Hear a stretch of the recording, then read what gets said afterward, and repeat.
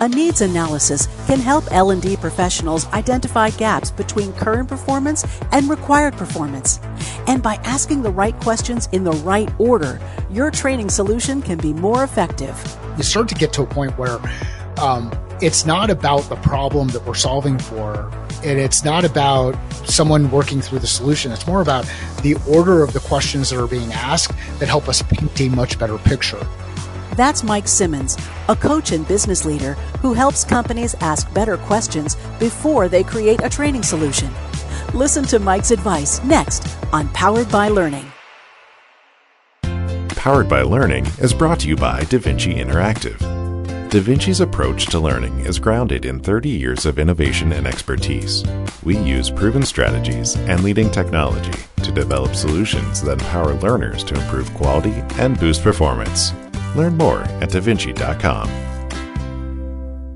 Joining me today is Jenny Fedullo, Learning Experience Director at DaVinci, and our guest, Mike Simmons. Mike is a seasoned coach and leader with more than 22 years of experience in high-growth tech companies. He helps business leaders find clarity, stop second-guessing, and fearlessly take the next logical step. Today, Mike is going to talk about his approach for needs analysis in L&D. Thanks for joining us, Mike.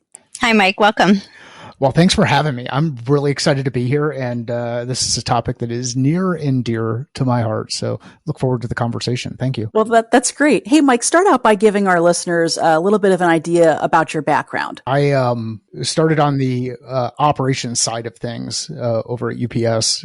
So your typical, how do you get things from one place to another, operating inside a system designed for scale.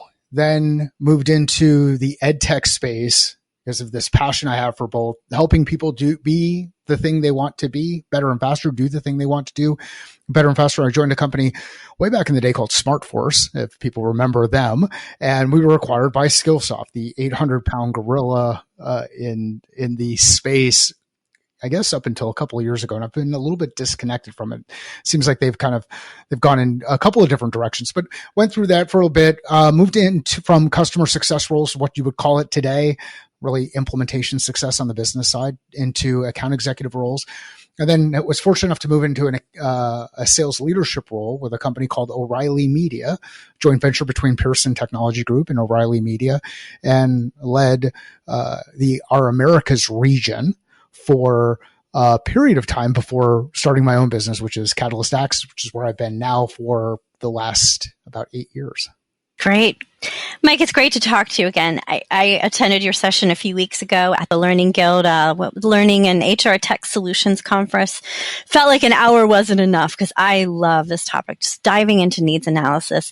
Your session really caught my eye because needs analysis, and especially in our industry, and focusing on the problem is such a critical first step, and it's so often skipped. You had talked about crafting the right questions and walked us through a framework. So I'm excited to dive into that a little bit more deeply. I know it aligns with our approach as well in some instances at DaVinci. I'm also going to give a little teaser for those of you listening. So don't hang up. He's going to talk a little bit about an umbrella and how it relates to this topic. So be sure to stick around. So I figured we'd start with the first question, the what. So what is the problem? So anytime you sit down with a client or someone's coming to you for some work, you've got to start with the problem. And it seems like such a simple question to ask and answer. So oftentimes it's ignored. Why? What are you experiencing? Yeah. What's the answer? Yeah, I think one of the biggest challenges with it is a lack of clarity around the specific definition of the thing that we're trying to solve for. So a definition of a problem. A lot of times our perception of the problem is clouded by our experience with it, and our view, the way we describe it, might be a little bit different. Think about the story of the 5 blind guys describing an elephant. One person describes it as this giant wall. Another person describes it as this like trunk, like a tree. And then another person describes it as a snake because they're holding on the trunk of the elephant. And then someone says hairy and they've got a hold of the tail. We lack perspective. We lack context because we get so focused on the thing we're working on that we to pause and ask a couple of other questions like, what does that mean? Or can you describe that a little bit further? Or even, let's take this step, validating our understanding of the definition of the specific problem and then getting alignment from the entire team that that is the specific thing we are trying to do. So if we can't align on the specific problem we're trying to solve, then what right have we earned to solve it? Mm-hmm. Mm-hmm. It reminded me when you said that. Did you ever read the book Six Thinking Hats? Which one? By Edward de Bono. It's called Six Thinking Hats by Edward de Bono. I don't know that I have read that book. It sounds familiar, but I don't think I've actually read the book. I maybe have heard it referred to a couple of times, but I'll check it out. Yeah, but it was along that lines of what you were saying about the same perspectives, is that if essentially what it is, it's a tool that to ensure that we're all aligned. You're all putting on the same color hat. So if you have a white hat, you're focusing on fact. If you have a red hat, you're focusing on emotion. But yeah, and in the beginning of that book, they talk about you're all looking at the horizon, but folks are looking at it you're facing a different way. So you're not aligned and you're not looking at the problem the same way. It came to my mind when you said that, but it is interesting that, you've got to all be looking at it the same way. Now you have some summer reading, Mike. Yeah, I definitely do. And as you go through it, you think about what the challenge is there, right? If we're all looking at something slightly different, but we feel like we're looking at the same thing, we have blind spots. And for any of you who have ever gone to an eye doctor, you know that they've put that paddle behind your eyes. And at some point in time, you can't see it unless somebody pushes your shoulder or changes your head, changes your perspective. And that's where questions can really help us. Questions are not something to get people defensive around or get people to kind of get dug in around their logic. It's more to help shift perspective so that we can overcome blind spots. All right, question 2. I know we focus on the who. So at DaVinci, we're always delving into and focusing on audience analysis. And sometimes we'll go, develop learner personas in order to get that well-rounded view of the learner. You take it a step further. Really, I sat up straight in my seat when you went to go through this, but you really ask who is impacted by the problem and who cares about the problem. Can you elaborate? Yeah, and to clarify, it's that first one is who has it, which you had talked about. Then who is impacted by it. So who, as a result of the person who has the problem, who is not able to get their thing done or not able to achieve the results they want or not able to make the progress they need to because that person or that has not been able to solve the problem or has that problem.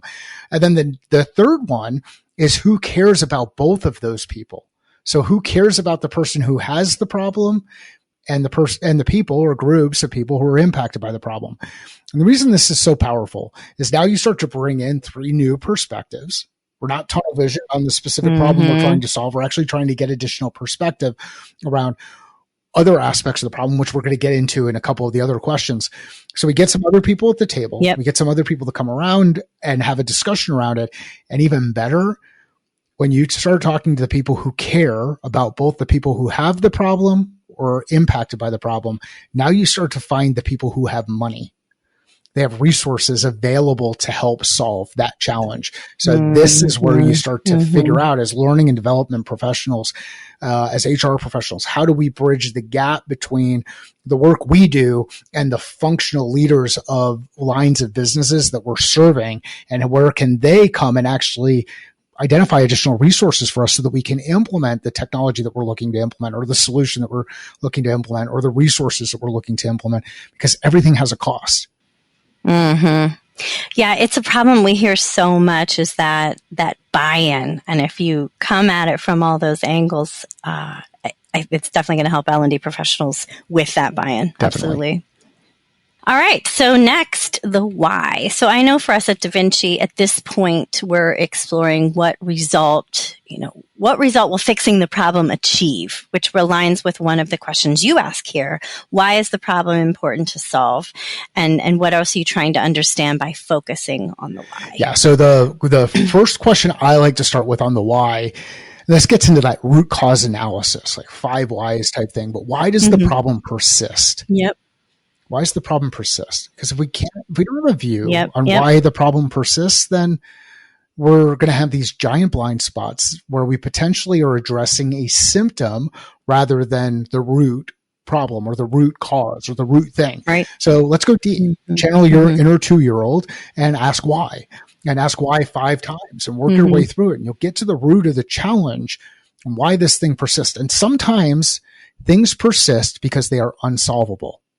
If they are absolutely unsolvable in the environment that you're in, based on how you're prioritizing things, why continue to waste time, energy, and resource trying to solve it?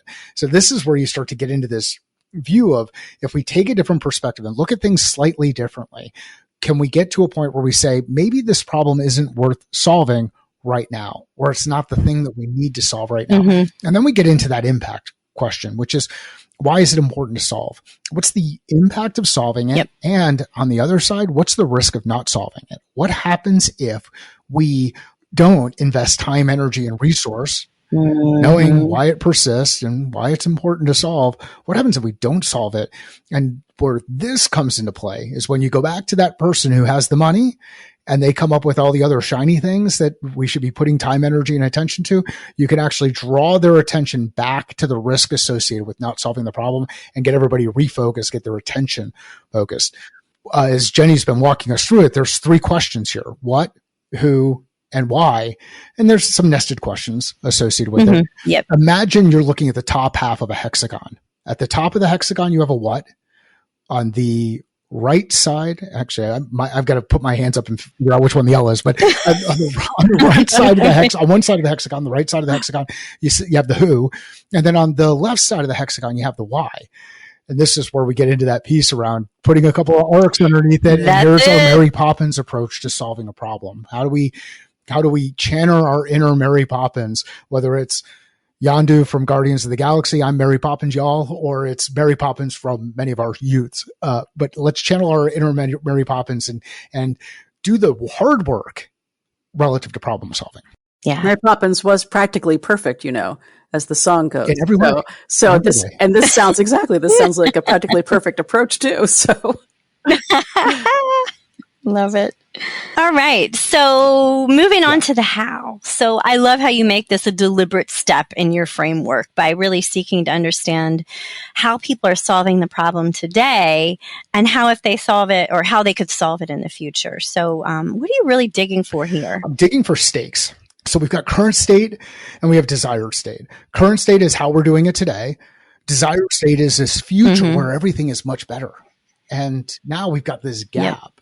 And if we've got this gap, whether it's a gap from point A to point B or a gap from A to Z, wherever the gap is, we now have this tension that exists across the group. And we say, look, I can actually envision a future that's better than today. I know what my current state is. I can keep doing those things over and over again.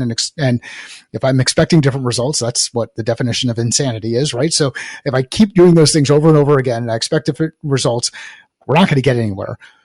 But if I actually start to change something, I mind that gap, I start to change things, then I can get to a future that's actually a bit more exciting than where we are today. And that's where you get to play this really cool role as a learning and development professional, as a problem solver, as a solution provider, of actually guiding your customer through their hero journey and moving from failure to success. So moving off the top part of the hexagon. No, octagon. Hexagon. Are we You're octagon? Right. We're a hexagon. We're a hexagon. It's really simple. This is the most complex shape that I discuss. It's 6 sides. We've added a layer of complexity. I am not ready to go octagon. But sometimes you end up fighting internally with people and have to go into the octagon to work for resources. We can get into that in another conversation. Right. So the when. For us, we're asking clients, what's your deadline? What's the timeline? When do you need this by? And I loved how you took it so much further and how I think at this point is when you talk about the Eisenhower matrix, which is typically a time management tool, right? So you're using that to really bring clarity and focus to, where do we start or where do we focus on? And I know you talked about 30, 60, 90 as well. So I think that might be all grouped in with the when. So elaborate. Yeah, so we get into the when, and the when is more, so think about it.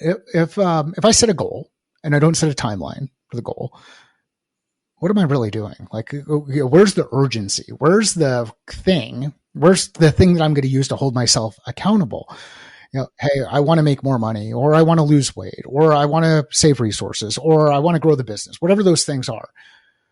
If you continue to not have a timeline that you're operating in, those things just get pushed out further and further and further. And we have this tendency to move toward things that are a little bit easier, or to go through the path of the least resistance. By identifying a when, specifically when you're talking with that executive level, by identifying a when, then you can reveal urgency. You can reveal risk if someone is not able to solve something by a given point in time. And there are a lot of typical whens that exist inside organizations. Big whens are end of fiscal year or beginning of the next fiscal year. Another one are quarters. Some people have quarterly management-based objectives. Some organizations will have monthly objectives. Well, as you go in and you start to say, okay, well, when do we need to solve this thing by? What's the timeline? Then we get to a point where we can do something really cool. We get to work backward from that timeline and identify what happens short-term, medium-term, long-term, next logical steps so we can take it, middle steps so that we know that we're getting to those stepping stones as we're moving along the path, and then longer term, where we're actually going. And we can assess ourselves against those short-term, medium-term, and long-term things to determine, are we making progress in the right direction? And even better, if we know that our implementation timeline is going to be 90 days and we need to have this implemented by the 2nd of January because everybody's going to come back from holiday or vacation and I've got a board meeting and I've got to convey that we've done something, then in order to achieve that, we have to make a decision sometime in September so that we can start moving forward in October, hit that 30-day timeline, November and December. So it's not as much about I can keep kicking this down the road. It's I have a defined timeline for when I need to accomplish something by. I understand what the stakes are. I understand what the risk is. And then when people start to take me off track, I can bring things back and say, remember when you said this was important? Well, what's changed? I'll give you some super simple ones. How many people out there wanted to lose weight for their wedding day? Like wedding day, probably everybody. Everybody. We're not going to move the wedding day out. Or how many people would like to make sure they have the stuff that they need in their house when their first child's born? How many people, and you can go through all of these things. There's graduation. There's all of these things that happen. Well, they happen in life in the way that we operate. They also happen in business. Like we have requirements that or expectations that we set with boards. And if we don't hit those expectations, we lose jobs. And if we don't hit those expectations, we have to let people go. So let's understand the timelines and then start working backward, design backwards so we can execute forward, which is another Covey thing, and get into that building out our short-term, medium-term, and long-term plan. Yeah, all good points. I think it goes back to what we talked about with buy-in, right? So if you have more manageable chunks, so you're showing results sooner, you have a more deliberate plan, you're not waiting for the end, you're showing these small wins. I think it's all connected. Yeah, and as you build that, what ends up happening, what I typically see inside organizations is we start building momentum. It's like the first time you go to the gym. Exactly. Go to the gym, it's hard. Yeah. Then you're kind of like, you know what, that wasn't that hard. I was able to do it. I actually felt pretty good. I got to listen to a cool podcast like this. I got to get some work done, right? So, you know, I'm going to go do it again tomorrow. And then I go do it the next day. And then I go do it the next day. And then all of a sudden my clothes start fitting a little bit better. And I'm like, oh, you know what? This is actually working. What more can I do? So you start building momentum because we're taking those next logical steps and then starting to move forward rather than thinking about the end result. We're like, oh, I cannot wait until I get there. And then all of a sudden you run out of time and you're like, where did the time go? How did we get here so quickly? And I'm not where I want to be from a goal and objective perspective. So let's break things down into small pieces so that we can take that next step, build resilience, build progress, build momentum, and then start taking the next step and the next step and the next step. The thing to remember, and the reason why the short-term, medium-term, and long-term piece is so important is you have to take time to reflect and say, am I making progress toward that midpoint? Because if I'm not making progress toward the midpoint, maybe I'm taking a bunch of small steps in the wrong direction and I'm just going around in a circle. You know, think about a hike. You go on a hike and you want to get up to the top of the mountain. And there's some times where you actually have to go down the mountain a little bit to get back up to the top of the mountain because you just kind of have to meander around obstacles. It's the same thing. Let's make sure we're evaluating reflecting, asking questions, looking to see if we're actually making progress against the thing that we're attempting to do. Because if we aren't, then we can go back in and pull this team together and say, why? Like, what's changed? What's happened? What do we need to do differently? What did we miss? Because sometimes, actually, not only sometimes, you will miss things. You will make mistakes, and it's okay. Everybody makes mistakes. You just got to move forward. Indeed. All right, so I know you already spoiled the big surprise a little bit, and with the Mary Poppins moment, but talk to us a little bit more about the umbrella and the whole model. It's such a great way to visualize how this all fits together. So I'm very bad at keeping secrets. Once I get I get so excited, I just start sharing, and all of that kind of stuff happens. So I'm sorry. As we work atop part of the hexagon, and we add in a couple of those arcs, we get our arches, and then the handle of the umbrella. We look at it, and this is a reminder to say, if I can't cover the rock of the problem with that umbrella, I have not yet earned the right to get into how. And we talked about weddings and kids and all of those things. So I've been married for 26 years now. And my typical challenge is, as soon as I hear a problem, I'm like, well, I'm going to jump in there and solve it. Let's get into how, start getting into solution mode. And it does not serve the right purpose, right? So if we get ourselves to just pause, take a breath, and start asking a couple of questions, we can avoid that move from going right from what into how, which is typically where we as leaders, we as executives, we as really smart people who care about things, problem solvers, tend to go. We want to go right from what into how. The challenge with that is you will find yourself focusing time, energy, and attention on the wrong thing. So think Mary Poppins, cover the stone, that big problem, that big rock or a problem with those first couple of questions, and then earn the right to move into how, and pause just slightly, a little bit more, and ask, how are they solving today, rather than going right into how you're going to solve tomorrow. And I would think everyone listening to this podcast right now would say that's one of the largest problems in L&D, in the L&D field, is the leaders or managers or supervisors, they come to the training department and say, with the how, develop this training, and don't allow us the time to explore the umbrella, right? Is it really a problem that training is going to solve? And that's why the top part in that visual is so key. Yep. Don't go any further if you haven't covered that. Why do we do that? Like, why do we go right into training? Why do we think everything's a training problem? I'm just going to go train them harder or stronger or whatever the training thing is. Why do we fall into that trap? I think people think it's a silver bullet, It's like a silver bullet to solve the problem. It is. Or they don't want to explore that there could be something wrong that they're impacting, right? That they might have to solve, where we'll just give it to training to solve, right? Well, we check the box, and, it's maybe accountability. It's maybe, it's interesting. This is where I love this model that comes out of the UK, which is COMB. And the first C is capability. Is it knowledge or skill? Do they know what to do, and can they do it? The second one is the one where we really, as leaders, have to get into, which is opportunity. And have we created the right operating environment for people to be successful? Are people to be successful? Are we just adding more to it? And then the third letter is M, motivation. Are they motivated? Do they care? And I know we went through that like super quick, but look at that model, COMB, and say, and you can look at the research, it's COM-B, and it comes out of a research institute out of the UK. And it's really informed a lot of the assessment that I'll do when I'm working with teams. Is this a capability, knowledge, or skill challenge? Is it an opportunity? And typically it is an opportunity challenge. I would say, I would be careful about saying 90% of the time, because that's going to sound a bit like I'm embellishing things, but a lot of times it's 90%. It is leadership. Yeah. I believe it. So look at those things. And just because we have a training hammer doesn't mean everybody's walking around with a training nail. Exactly. Yeah. All right. For those who are listening, the instructional designers, the L&D leaders, what's your one piece of advice? What's the one thing that you want them to take from listening to Ask more questions. And actually, rather than more questions, ask better questions. And when we talk about better, simplify them. Simplify them. Who, what, why.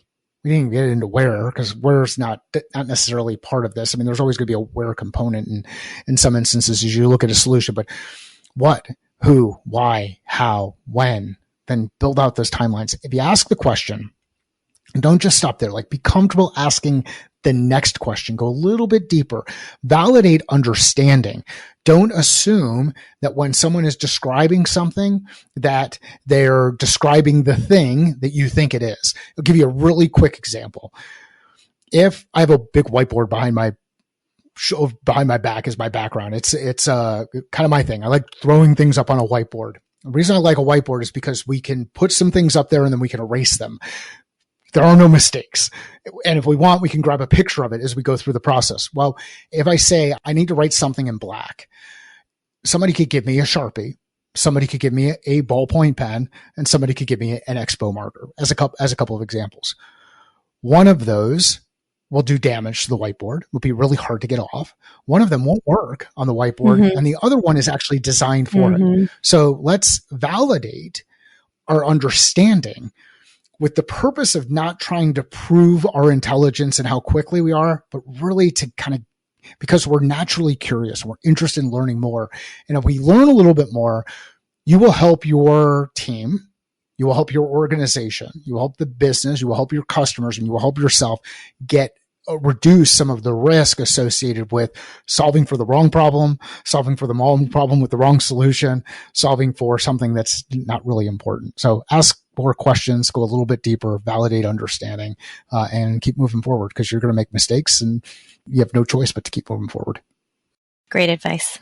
Thanks. Mike, this was really fascinating. I mean, it's so simple in many ways, but yet we don't do this as human beings, not only in learning and development positions, but just in life. And just great advice to stop and think before moving right into the solution. I'm guessing that the two of you probably don't see this all the time in learning and development. Ask, how important is it to do this so that you have that learning really be impactful? Yeah, I mean, for that buy-in that we've been talking about a little bit, and the budgets, and if companies are invest in training, don't they want them to be the right solution, right? And not addressing a problem that doesn't exist, but being able to put the funds and the budget and the time and the energy towards true problems that training is going to solve. Yeah. I think more people who are asking these questions and kind of leading things through, the better we'll get. You start to get to a point where it's not about the problem that we're solving for, and it's not about someone working through the solution. It's more about the order of the questions that are being asked that help us paint a much better picture. And we get to that point where we can say, is this problem even worth solving? Or is there something else? And a really good book around this is, I think it's Keller's book, The One Thing, where there's the focusing question, which is, what's the one thing that I can do that makes the rest of this no longer relevant or meaningless? Go out there and ask questions, do good things. That was good. Mike, this was such great advice. How do you put this into practice when you're consulting with organizations? Yeah. So it all depends on the specific context. Sometimes it's in the context of speaking, which is where Jenny and I came across each other. I did a breakout session at an industry event, and it was about sharing this information so that people could put work like this into practice. Because too often people talk around in circles at a really high level, and they don't get into, how can I actually do this and apply this in the work? So that's one way that I do it. Another way that I do is I'll go into organizations and I will facilitate leadership discussions where we'll work through the framework and get everybody's information out onto a whiteboard and onto a piece of paper, and it will lay out what our next steps are so that we have a plan and can work through it. And then the third way that I'll do it is in there on a project basis and actually help with the problem solving component. So there's a couple of different ways that I work with organizations. Here's something to keep in mind. Everything is theoretical until you put it into practice. Once you put it into practice, it's practical. You could read so many things about how so many people have solved some things. It's all theoretical until you go and do the work and get the experience on your own. So please take all the stuff that we talked about here, these questions that we were working through, and think about any challenge that you're working on and just start working it through the framework. And you'll actually start to see, to the point that was made a little bit earlier on the simple nature of it, because it's sometimes the solution is actually much more simple than we want it to be. And it's hard to come to grips with that. So thank you. We thank you, and we will stop making things so difficult. And I know our listeners will too, just by asking some more questions. Mike Simmons, thanks for joining us. Thanks, Mike. It was really great to talk to you again. Thank you.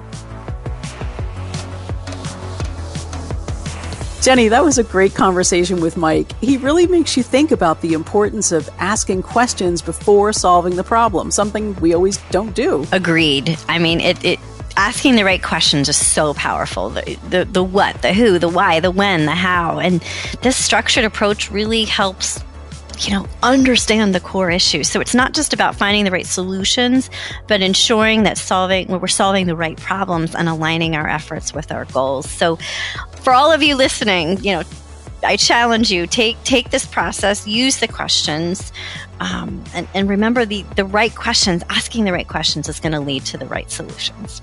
And asking them in the right order. I love that. Yes, and think about his umbrella analogy in Mary Poppins. All right.